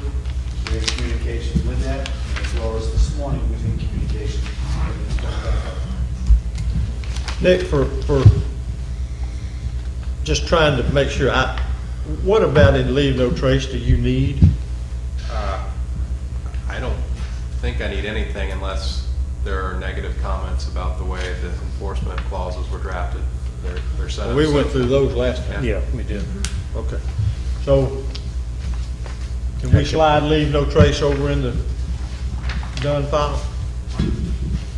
All right, so just again, clarification, at the next meeting or whenever those are now available for first readings in the right format, we will schedule those because we can't get through it until we ever have a first reading. Right? Thank y'all for your patience. Playground equipment. Philip, you awake? Yes, sir, I'm here. All right. Playground equipment, we discussed a few meetings ago. Y'all have had the stuff for a little while now. Basically, all I need from you guys tonight is to approve which one you want. Staff's pick was from Southern. Well, I thought we did that. That was tonight. That's for tonight. We talked about it, but. We didn't do official, we didn't do official. We didn't officially do it. No. That's right. Yes, sir. Okay, you're right. You're right. So what do you want us to pick? Staff option, we like Great Southern Recreation, hands down, not even a question. Okay. Where is that? Do you see it? You have it on here? It's not in the police From last report. week, it was. Okay. That's what he wrote. It's not in the packet. It's not in the packet? Are you okay? I'll make a motion. Please. Make a motion that we accept Great Southern Recreation. How much is it? Is that it? It's got two, 44 and 49. Which one is it, Phil? 49. Okay, thank you. 49. 49 second. 49. Second. We got a That's what motion it and a says second here. to accept Great Southern Recreation at $49,000. I think he did that. Someone did down there. Jerry, Mr. Putnam, second that. All right, so we have a motion and a second. Philip, is there anything in this packet that, besides what we just made a motion to do, that you need further direction on? No, sir. Okay. Not for the playground. Okay. Any opposition to the 49 Great Southern? Okay. Motion carries 5-0. And this playground equipment, for those of you here in the is for the, up at the City Hall Park.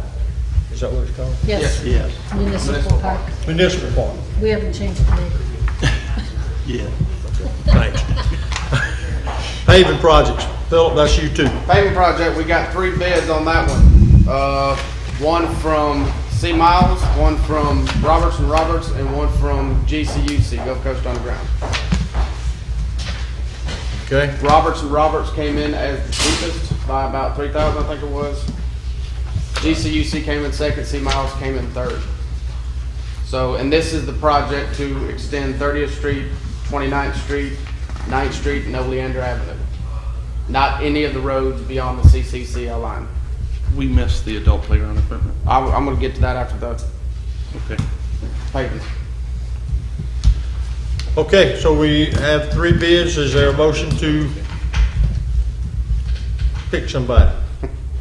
Have we worked with any of the companies? We have worked extensively with GCUC in the past. I just think it's important to note that Roberts and Roberts, or you guys would know them probably as CW Roberts, up there around Bluntstown, is also a fine company to work with. And they're low? They're the lowest by roughly $3,000. $34,541 is their bid, and $37,975 is GCUC. I move we go to the low bid. So you have a motion? Second, and a second. Any discussion? Anyone on the bids for the streets identified? All right, is there any opposition? Nope. All right, motion carries 5-0. Thank you very much. All right, Philip, we're going back to playground equipment, is that correct? The adult exercise equipment, which is on page 201 according to my packet. I only saw one sheet. That's all we got. We went out for bid, same time we went out for bid for the playground. This is expensive stuff. Maybe we can pick and choose. I'm not wearing that squirrely shoes. All right, now, what's the location of this equipment? Park. Would we have any room to put it over by the tennis courts where the pickleball's played 3 times a week? The $50,000 FERDAP grant we have is for Parker Park. So the answer to that question is no. Where are we getting the money for this? FERDAP grant. For what? FERDAP grant. Spell that. Free money. FRDAP. FERDAP. So we can't, Move it. this has to go at Parker Park? Yes, sir. Well,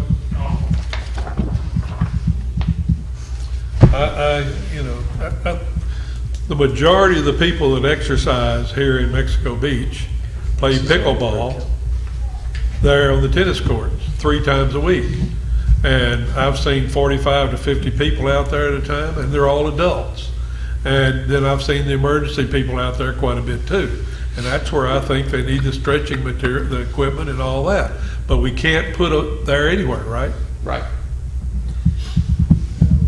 Looking at this, I question people my age are going to use as much equipment as listed in here. If I was 30 again, yeah. Well, I know 2 of us on the board here work out quite regularly. But you don't have to take all of this equipment. You can take 2 or 3 pieces of this equipment. We can take anything you guys want to take. I don't know that I'm for putting any of it on Parker Park, so I guess I'm against it. I don't think it'll get I'm not used. putting it in Parker Park. Our green space and open space is way too valuable. I agree. And I don't see it. I don't know about, well, we said we can't move it, so it doesn't matter. I'm not for Parker Park. I can see putting, there's a lot of pieces here. I can see putting maybe 2 or 3 in Parker Park, and I think that would be an asset. There's a lot of people that walk that, and it might just attract them to go back there. If I may, this discussion, we went back, this goes back a while. I would like to see something like this over under the Palms Park with the walking tracks at. I know years ago, and I hate to go back years ago, but years ago when that area was talked about, that our parking track, our walking track, talked about being paved and all that good stuff. We talked about putting playground or exercise equipment around that walking track. I think that's where to get used the most. I agree with the mayor. I agree with Mr. Jerry that Parker Park is congested as it is. We put a 42-foot by 32-foot exercise area there. No. There's a lot of space. But that's what, when we talked about this originally, that's where we discussed and that's where we filed for the FERDAP grant, was Parker Park. Well, could excuse me, go ahead. Could we pick just 2 or 3, and it wouldn't be in such a big space? I agree, the space is huge, but could we pick 2 or 3? I would say yes, but I'm not 100% sure on how the FERDAP grant process works. We have $50,000. That's why all this is in there, because Right. to get an idea of what we could get for $50,000. So if we don't use the 50,000, then maybe some other city would have it, would be able to get it? I don't know how they... Well, if I could interject, you can have up to 3 FERDAP grants at any one time, and we have 3 outstanding. The municipal park, we just took care of that, so that'll take care of itself before the end of the year. We have 2 for Parker Park. Parker Park originally was supposed to get a splash pad or adult playground equipment. We also got one for a pavilion at Parker Park, which we've not addressed yet. We're not that far. It's up to $50,000. Each one? Each one, each of the 3, $50,000. If we don't use the full 50, we can certainly cut it back and use maybe 10 of it if you want. Totally up to you. Pavilion could be some type of stage area, Say that again? a stage area, meaning a place where you might have a band play or have a built-in. Talking about a stage, yeah. We would have to Is get, that is that a stretch? it might be a stretch. It's something that we could have our engineers to request to the state for a clarification to see if that would be appropriate. I like the idea of a pavilion where families could have get-togethers, and we could have tables in the pavilion We already and all have that. one there. And maybe we could put it there where we could hide the restrooms. We already have one of those. We already have a FERDAP grant for that. Well, I know, that's what we're saying, we just haven't talked about it yet. Oh. Gary, that's what we provided this building for, so families could get together until the city council took over the meeting. Oh, okay. All right, so, I'm sorry, Neil, we have 2 FERDAP grants For Parker Park, that's We have correct. one that's approved for a pavilion and one that's approved for playground. Yes, sir. Okay. Or a splash pad. And we scrapped the splash pad idea. If we could move along with getting part of that moat filled in for parking, that would generate some more space. Could we see, is there time available as far as the grant process to see, could we take and do, Take try some to be more a little time. more creative with some type of pavilion? We certainly can. The municipal park has to be done by the end of this calendar year, and we're taking care of that. The other ones are not this year, so we do have a little time. Oh, okay. I'd recommend that we just explore I agree. what we can do. Yes. I would like to see basically the children's equipment kind of stay where it is, and the adult type setup, then if we use it at Parker Park. I'm not sure in one big place or spread out, because that are under the pumps, which we don't have a grant for, I know. We have a lot more adults than we have children. The children Yeah. are here in the summer, but they're always on the beach, you know? Can we sort of table this? Yes, And get let's table Just this. see what our options are before we make a decision. I'd like for us to Phil, table. thanks for your work. I know. Our options of what? If we have a FERDAP grant for equipment or splash Well, we pad, make it then what are the combined. options? Well, Well, this, we don't know that. Mel, we lose this at the end of the month, or is it next month? This particular grant? This one's next year. It's next year. Next This year. one, this one is next year then, okay. All right, so then we have no real problem tabling. So I'm gonna suggest that, I see her, I just want to try to stay focused here. We're gonna table this until we can just see what our options may be. Yes. Okay, yes, ma'am, please come forward.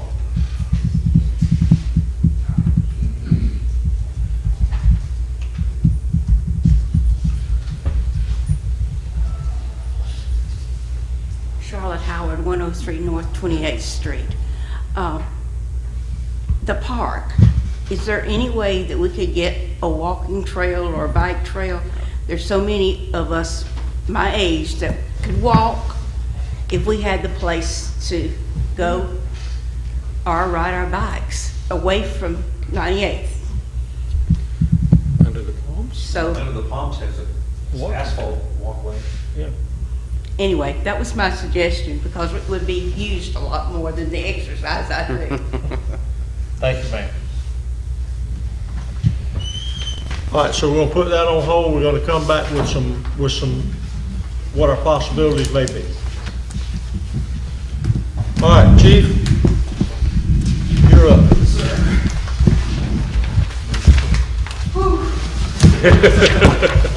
I know yours will be short. All right, during the past 31 days for the month of August, next Range Police Department responded to 241 calls.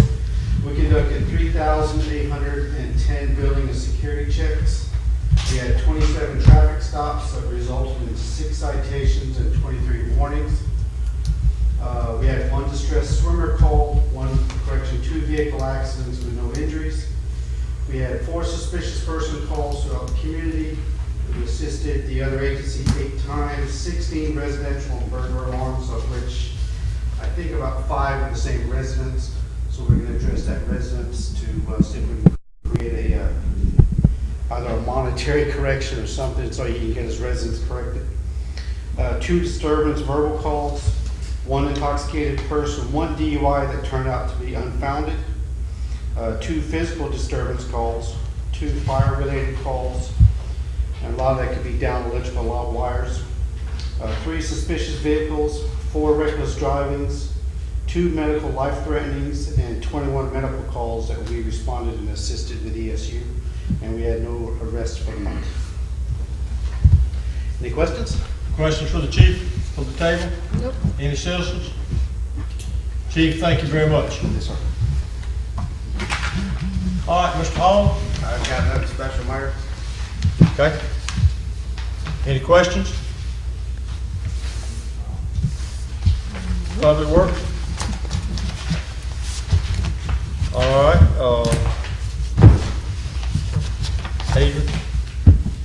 Oh, excuse me, Fire, ESU? Yes, sir. I'd like to say thank you for welcoming me on board. I got some goals for the fire department. It's to become a professional fire department, improve medical and fire response. And then the other big issue is addressing losing our current ISO rating of a 5. It doesn't look good. We'll have an official letter in 2 weeks. It's projected to be a 10. Unfortunately, that's due to a standard that changed in 2012, requiring 4 certified firefighters on every fire scene. And that is a minimum requirement, so it's not a cumulative of the total points. And that's our huge issue here. There's a few other minor things that we can correct, but that's the one that's going to be the hardest, and that's why I think he addressed that we would meet with you guys individually to discuss ways of correcting that. A few more goals I had was to rebrand Fire and ESU under Fire Rescue. For clarification, it's kind of just the standard now, and start working on replacing or repairing our current fire station. I'm sure you have been told that several months ago at this meeting, there was somewhat of a commitment to make that a priority in our city. Meaning I'm talking about a capital improvement to our existing, and so I don't want you to lose sight of that. Yes, sir. It's going to take some effort, it's going to take some energy, it's going to take some imagination, but I think that we've said it, we've waited long enough. Yes, sir. So when we get a 10 rating, that means a lot of people are going to drop, a lot of insurance companies are going to drop insuring local houses. Yes, sir. There's time to fix it when we get the letter. It'll specify that, but it'll take some serious work, which is what I've been working on every day that I can, and it's a huge priority for me. So That's also serious money too. if you go to a 10 and your insurance doesn't drop, it could double, but nobody will give a definitive answer, insurance company. My question is, I'm sorry, you misunderstood. It's Sorry. also, you said you're gonna put some work on it, but that's also, we're expecting we're to get to that location where we can get it above 10, not completely get back to where we were at 5. It's still gonna take some serious funds. Yes, sir, it will. You know, I'm just wondering if we might save enough money that people, the citizens would be willing to pay more taxes to get the fire department where it needs to be. I mean, it might be that the taxes would amount to even less than what the insurance might go up. That's why I'm interested in how much the insurance would go up, or if my company is going to drop me if we go to a 10. So what we're saying is we've got time to do that, are you talking about 6 months, a year, or? He won't tell us officially. I believe we'll have so many weeks to get a plan together. It could be as little as 6 weeks, which is not an issue, but you have 6 months to address it, and then it changes a year from when we get that letter. So the idea is to have a plan. I've looked at preliminary cost, and I don't know how much you want to get into that now. I can discuss what I found, but as far as getting an insurance agent to say rates will double or will drop you, they will not. They won't answer it. My understanding is it's drop you or double just on research, but there's no definitive answer, and they won't return my calls when I ask. But I've looked at the numbers. To fix the situation, there's a few options. It is definitely cheaper than the rise of insurance, but it's a significant cost. So We certainly want to get into that. Not Yeah. tonight, but we Yes, want sir. you to present us a plan or at least some ideas to. yes, sir, and I'm working on that. And as a new employee, I feel like I ought to say, not every meeting is as disorganized as this one. Yes, sir. Every other. But some are. Do you have a time? It is our goal to be, not. Do you have a general time frame that you'd be able to Okay. kind of run this? I'm pretty close now. I need to sit down with Mel some, but I'm getting pretty close to being able to sit down with you guys individually and discuss options and cost. We'll be available. Public Works is gonna help as much as possible. As far as repairing the station too, that looks like a more feasible cost than replacing it. Okay. Well, All right. Any questions for our new ESU director? Thank you very much. Adrian? The monthly financial report ending in July is in your packet. As of the end of July, we have received 97.43% of our levied ad valorem, and I've looked to see if anything's been received since then. I haven't trued up the month of August yet, but nothing further, so we are at 97.43. Our workers' comp and property and casualty insurance quotes came back, and our agent will be out tomorrow to discuss them. Both are seeing significant increases. And we have also started our transition on health insurance, dental, and life insurance to Van Lira. And he's taking the ball and going to see what he can find. Our preliminary estimate for health insurance is a 4% increase. And I wanted to remind the public that our final budget hearing is September 25th at 6 o'clock, where the budget will be adopted in the millage, as last night we held our first hearing. And that's all I have. Are we gonna make the end of the month on the funds that we have? Yes. We are. Okay. All right, questions for city clerk? Thank you, Aiden. City administrator? At the plan and zoning meeting not long ago, they did make a recommendation to the council for your consideration. You know, we have been talking about the smaller homes, things of this sort, the garage houses and whatnot. They did make a recommendation to the council to consider a minimum square feet of 750 for homes. And not intended to discuss it really tonight, but just let you know that was a recommendation, and we'll be discussing that at some point here in the future. Also, the city has not been formally notified of it, but I did read in the paper last week that the annual beach cleanup is this Saturday. Does anyone know any more about that than what I do? I haven't heard a thing formally at all. I just, the Star had it in last week about meeting around the Lookout Lounge, and people from St. Joe Beach and Mexico Beach would be there together and then spread out. I don't remember times or anything because I really don't know anything about it, but maybe we should check our paper on Thursday when it comes out, or maybe find out something beforehand, and if That's possible. usually well publicized. It usually is. I didn't see it. It may have been in there. I didn't see it. who typically sponsors that? Is there a group that sponsors that? There's a name that you can call, or a number, or an email, it's in there. And yes, it's to be held this weekend. Okay. Once I find out more information, I'll put it on Facebook There or you something go. just to get it out there. That's all I had, Your Honor. It's been long enough. Council, do you have any? All right, thank you. Any announcements?